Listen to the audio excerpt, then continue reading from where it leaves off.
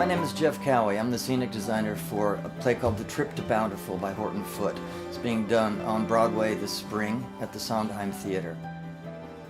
What our challenge is with the entire play is to convey the wonderment of Bountiful and the tragedy and the sadness. The Trip to Bountiful is about an older woman who has been trapped in a small apartment in Houston and wants to go back to her hometown, Bountiful.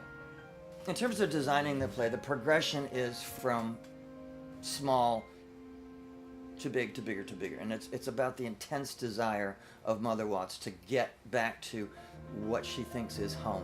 And she realizes that she can't go home. That you can't go home again.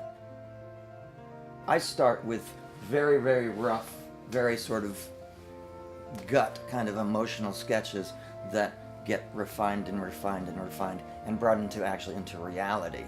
But a lot of what I do in the early sketches is it's an emotional response to the scene, but it's also about light. It's also about the emotions of light.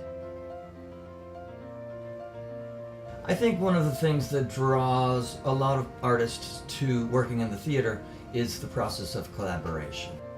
I come from a fine arts background. I was trained as a painter, which is a solitary art. The process of making theater is an intensely collaborative art, and it's also an applied art, meaning one takes the text and interprets. One of the challenges of the design of the set is to first of all get the period, specifically in 1953 Houston. I had the luck of having lived in Houston for 10 years in the 80s and early 90s. So I have a feel for Houston, as does the director, Michael Wilson.